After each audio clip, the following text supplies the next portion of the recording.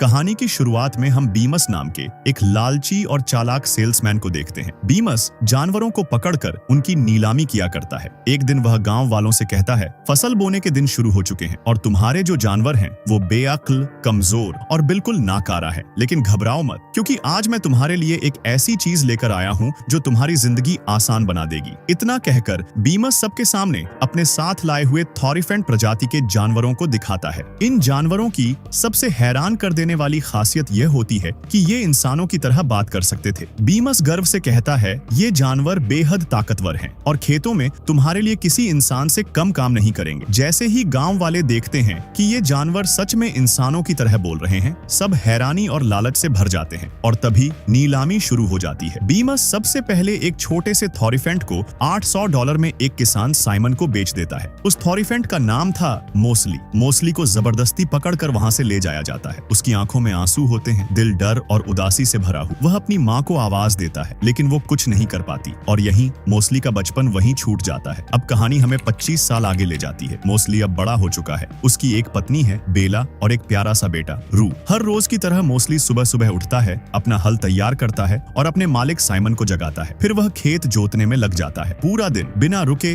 बिना थके मोस्ली मेहनत करता रहता है। इसी दौरान वहाँ बीमस अपने दो साथियों शंख और ऑली के साथ आ पहुँचता है। फसल न होने वाले दिनों में बीमस दवाइयां बेचने का काम करता था। उसके साथ एक बूढ़ा थॉरिफेंट भी होता है जिसका नाम था टर्पिन। टर्पिन बीम्स के लिए बोझ ढोने का काम करता है। मोस्ली और रू टर्पिन को देखकर खुश हो जाते हैं, क्योंकि मोस्ली उसे बचपन से जानता था। बीमस साइमन को अपनी दवाइयां बेचने की कोशिश करता है, लेकिन साइमन को उस पर शक हो जाता है। वह सख्त लहजे में पूछता है, सच सच बताओ बीमस, तुम यहाँ आखिर लेने क्या आए हो? बीमस मुस्कुराकर कहता है, रू अब काफी बड़ा हो गया है, वो नीलामी के लिए तैयार है। ये सुनते ही साइमन साफ मना कर देता है। तब बीमस चालाकी से कहता है, तुम्हें एक बिजनेसमैन की तरह सोचना चाहिए। मैं तुम्हें रू के बदले तुम्हारे खेत के पास वाली जमीन दे सकता हूँ। मोस्ली तुरंत आगे बढ़कर साइमन को समझाने की कोशिश करता है। वो जमीन बेकार है, वहाँ पत्थर और जड़ें भरी पड़ी हैं। लेकिन बीमस और उसके साथी साइमन का मजाक उड़ाते हैं। क्या तुम अपने जानवरों की बातें सुनते हो? यह सुनकर साइमन गुस्से में आ जाता है। वह मोस्ली पर पत्थर फेंकता है। चोट खाकर मोस्ली अंदर चला जाता है। उसी रात बेला मोस्ली को बताती है, मैं प्रेग्नेंट हूँ। यह सुनते ही मोस्ली की आंखों में खुशी आ जाती है। थकान से टूटे हुए शरीर के साथ वह अपने बिस्तर पर सोने चला जाता है।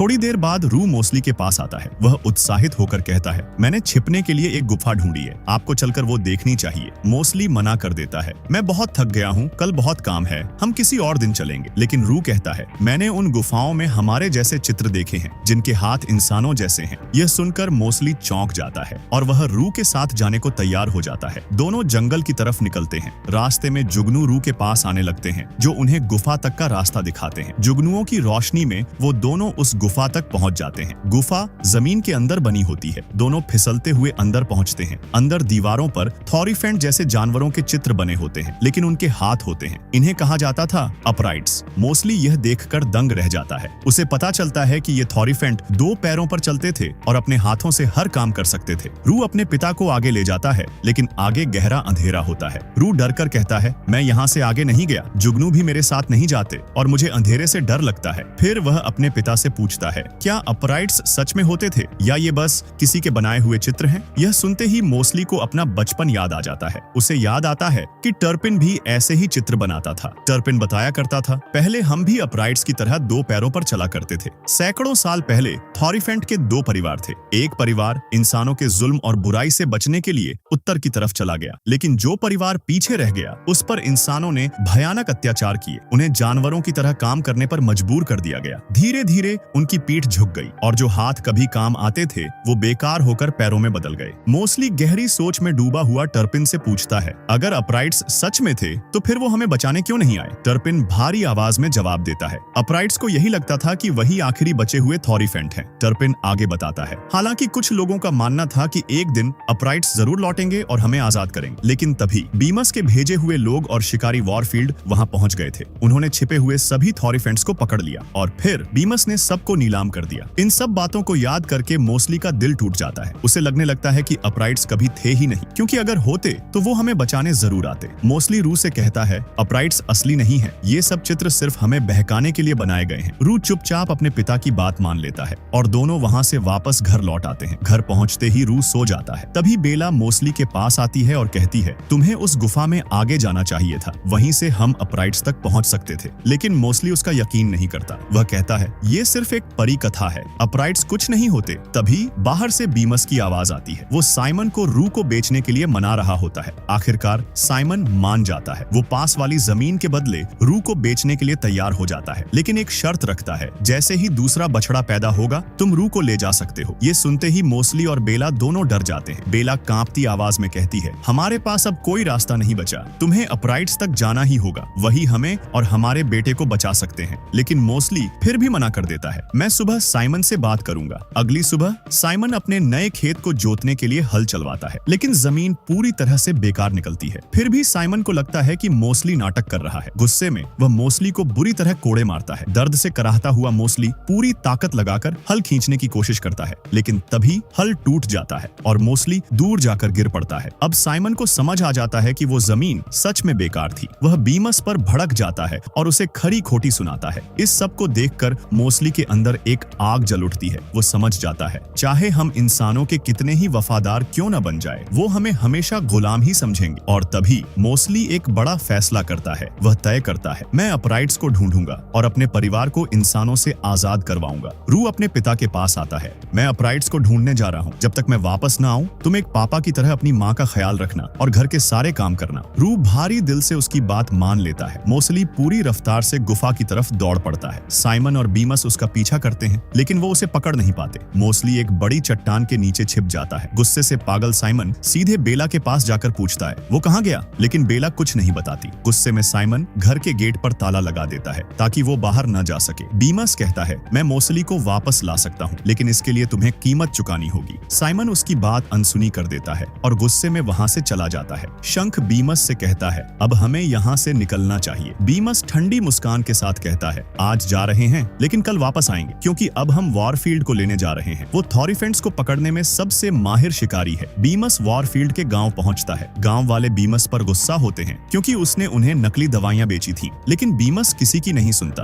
वो सीधा वॉरफील्ड से मिलने बार में चला जाता है। बार के बाहर एक थॉरीफेंट बंधा हुआ होता है। उसे हाल ही में वॉरफील्ड ने पकड़ा था। वो डरा हुआ, सहमा हुआ था। टर्पिन उसके पास जाता है। वो कांपती आवाज में बताता है, उत्तर की तरफ जंगल में एक सिंकहोल है, वहाँ मुझे गुफाएं मिली थी जिनमें अपराइट्स के चित्र बने हुए थे। मैं आगे बढ़ा ही था कि लेकिन तभी वो समझ जाता है ये सब वॉरफील्ड का बिछाया हुआ एक जाल था। उधर हमें मोस्टली को दिखाया जाता है जो अपराइट्स की गुफाओं में और आगे बढ़ता चला जाता है, लेकिन अचानक वह वॉरफील्ड के बनाए हुए एक गहरे गड्ढे में गिर जाता है। मोस्टली बाहर निकलने की बहुत कोशिश करता है, लेकिन गड्ढा इतना गहरा होता है कि वह निकल नहीं पाता। वह चारों तरफ देखता है, वहाँ थॉरीफेंट्स के कटे हुए सींग पड़े होते हैं, टूटी हुई तलवारें और खून के निशान। ये देखकर मोस्टली का दिल दहल जाता है। उसे समझ आ जाता है कि ये जगह कितनी खतरनाक है। अगली सुबह हमें वॉरफील्ड को बीमस के साथ साइमन के फार्म पर पहुंचते हुए दिखाया जाता है। साइमन शिकारी से कहता है, अगर तुम मोस्टली को ढूंढकर मेरे पास ले आओ तो मैं तुम्हें $350 दूंगा। वॉरफील्ड बिना कुछ कहे जंगल की तरफ निकल पड़ता है। ये देखकर रू उसे रोकने के लिए दौड़ने लगता है, लेकिन टर्पिन उसे पकड़ लेता है और कहता है, मुझे नहीं पता वो तुम्हारे डैड के साथ क्या करेगा, लेकिन तुम्हें यहीं रुकना हो। तुम्हारी माँ को इस वक्त तुम्हारी जरूरत है। बहुत जल्द बछड़ा आने वाला है, तुम्हें उसके लिए तैयार रहना होगा। रू यह सुनकर चुप हो जाता है। वह हालात को समझ जाता है। उधर बीमस अपने साथी शंख और ओली से कहता है, वॉरफील्ड ने जंगल में एक खतरनाक ट्रैप बिछा रखा है। सभी थॉरीफेंट उसी जाल में फंसते हैं। तुम्हें उस ट्रैप का पता लगाना होगा। शंख को ये आइडिया काफी पसंद आता है और दोनों चुपचाप वॉरफील्ड का पीछा करने लगते हैं। इधर मोस्टली डरा हुआ गड्ढे से बाहर निकलने की कोशिश करता रहता है, लेकिन गड्ढा बहुत ज्यादा गहरा होता है। तभी वॉरफील्ड वहां पहुंच जाता है। वह नीचे झांक कर कहता है, मैं तुम्हें वापस साइमन के पास ले जाऊं, लेकिन उससे पहले मैं तुम्हारे सींग काट लूंगा। ये सुनते ही मोस्टली कांप उठता है। तभी ओली और शंख भी वहां पहुंच जाते हैं। वो गुफाओं की दीवारों को देखकर कहते हैं, ये सारे चित्र वॉरफील्ड ने बनाए हैं। वॉरफील्ड समझ जाता है कि उसका राज खुलने वाला है। गुस्से में वह शंख और ओली को भी पकड़कर उसी गड्ढे में फेंक देता है। इसी अफरा तफरी में मोस्टली ओली की मदद से गड्ढे से बाहर निकल जाता है और जान बचाकर वहां से भागने लगता है। वह भागते भागते एक झरने के किनारे पहुंच जाता है। चट्टानों पर छलांग लगाते हुए आगे बढ़ने लगता है। वॉरफील्ड उसे रोकने के लिए अपने तीर से हमला करता है, लेकिन तभी एक जुगनू वॉरफील्ड का ध्यान भटका देता है और मोस्टली की जान बच जाती है। मोस्टली एक ऊंची चट्टान पर छलांग लगाता है, लेकिन संतुलन बिगड़ जाता है। वह नीचे गिर जाता है। वॉरफील्ड को लगता है कि मोस्टली मर चुका है। वह उसकी बॉडी देखने के लिए नीचे उतरता है, लेकिन वहां मोस्टली नहीं मिलता। जब मोस्टली की आंख खुलती है तो वह खुद को झरने के पीछे पाता है। गिरते समय वह झरने के पीछे जा पहुंचा था। मोस्टली चारों तरफ देखता है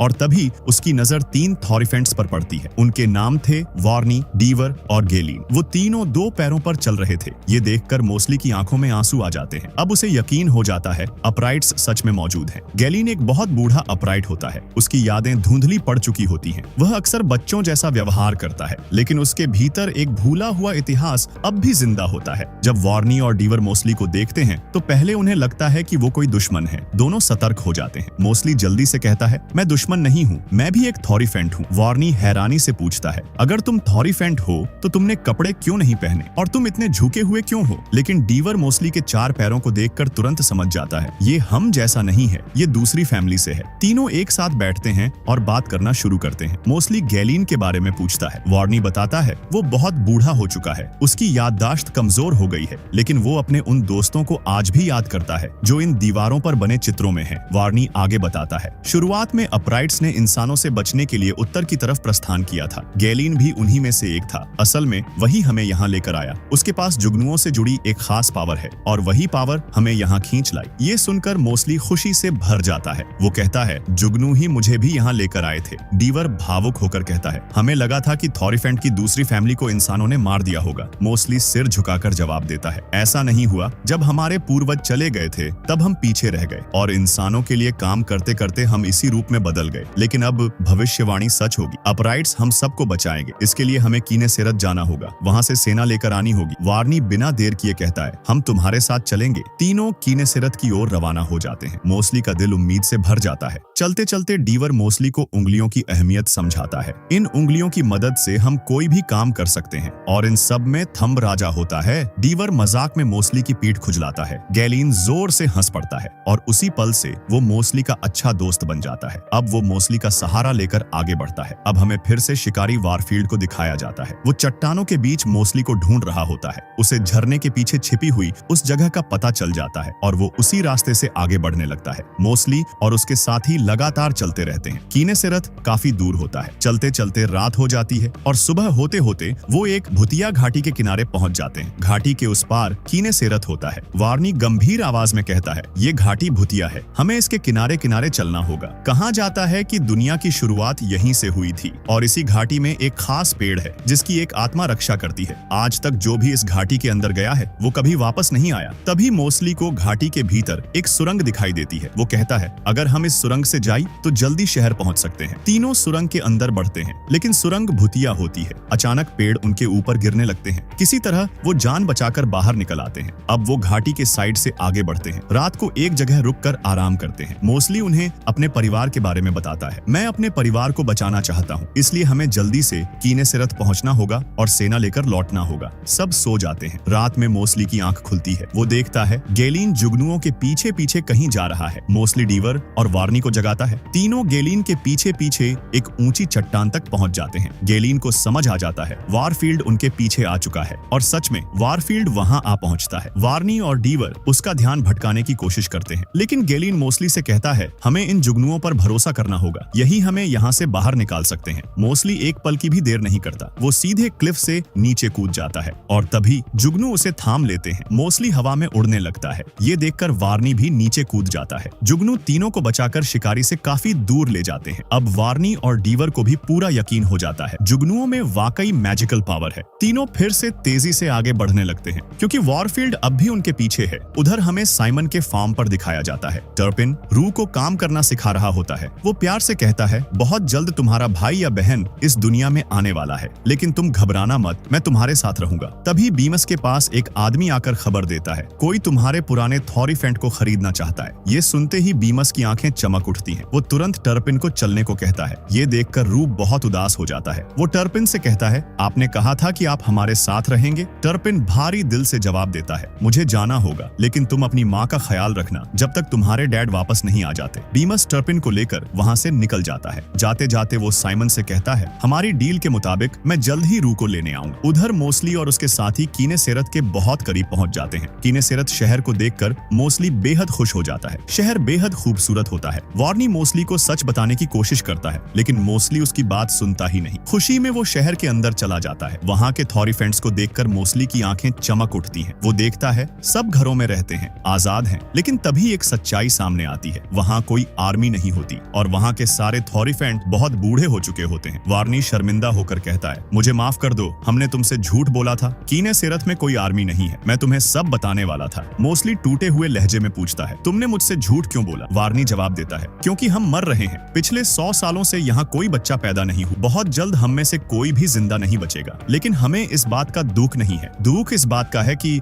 इंसान हमें कमजोर समझते हैं और तुम भी खुद को कम आंकते हो। इसीलिए तुम इंसानों का सामना नहीं कर पाए और उन्होंने तुम्हें अपना पालतू बना लिया। लेकिन अब ऐसा नहीं होगा। अब हम तुम्हारे साथ हैं और हम मिलकर तुम्हारे परिवार को बचाएं। मोस्टली पूरी तरह हिम्मत हार चुका होता है। वो कहता है, मैं अपने परिवार के पास वापस जा रहा हूँ। मुझे नहीं लगता कि हम इंसानों का सामना कर पाएंगे। तभी वार्नी कहता है, हमें रानी से बात करनी चाहिए। मोस्टली कुछ सोचकर मान जाता है। रात को महल में एक सभा बुलाई जाती है। मोस्टली देखता है महल उसी भूतिया घाटी के सामने बना होता है। वार्नी बताता है, ये शहर हमारे पूर्वजों ने बनाया था, लेकिन बाद में एक शाप लगा जिससे ये घाटी भूतिया बन गई और यहाँ उगने वाले फल गायब हो गए। रानी मोस्टली से कहती है, हमें नहीं पता था कि हमारा एक परिवार सालों से इंसानों के जुल्म सह रहा है, वरना हम तुम्हें बचाने जरूर आते। लेकिन अब भी देर नहीं हुई है, हम सब तुम्हारे साथ हैं। सभी थॉरिफेंट अपने बनाए हुए हथियार बाहर निकाल लेते हैं। वो सब मोस्टली के परिवार को बचाने के लिए तैयार होते हैं। तभी एक गार्ड आकर खबर देता है, शिकारी आ गया है। सभी गेट की तरफ दौड़ते हैं। वो सब मोस्टली का साथ देने के लिए शिकारी पर हमला करते हैं, लेकिन वो सब बहुत बूढ़े होते हैं। उनके वार का शिकारी पर कोई असर नहीं होता। शिकारी अपने तीर से गैलीन को घायल कर देता है। ये देखकर सब डर जाते हैं। मोस्टली गैलीन को लेकर महल के अंदर चला जाता है, लेकिन गैलीन दम तोड़ देता है। मोस्टली टूट जाता है क्योंकि गैलीन उसका बहुत अच्छा दोस्त बन चुका होता है। गुस्से में मोस्टली शिकारी पर हमला करने निकल पड़ता है। तुम्हें वहां जाने की जरूरत नहीं है, हम उसे रोक लेंगे। मोस्टली कहता है, तुम सब बहुत बूढ़े हो चुके हो, वो तुम सबको मार देगा और तुम सब मेरा परिवार हो, मैं तुम्हें मरने नहीं दे सकता। तभी मोस्टली को जुगनू दिखाई देते हैं और उसे एक आइडिया आता है। वो सोचता है, मुझे शिकारी को भूतिया घाटी में ले जाना होगा, वहीं उसे फंसाया जा सकता है। डीवर घबराकर कहता है, तुम ऐसा नहीं कर सकते। अगर तुम घाटी में गए तो खुद भी फंस जाओगे या मर जाओगे। मोस्टली कहता है, मुझे ये करना ही हो। रानी आगे बढ़कर कहती है, जब तुम घाटी में जाओगे तो तुम्हें एक जीवित वृक्ष दिखाई देगा। अगर वो पेड़ तुम्हें मिल जाए तो उसका फल खा लेना, उससे तुम भी एक अपराइट बन जाओ। उधर हमें बेला को दिखाया जाता है। उसकी प्रसव पीड़ा शुरू हो चुकी होती है। दर्द से कराहती हुई वो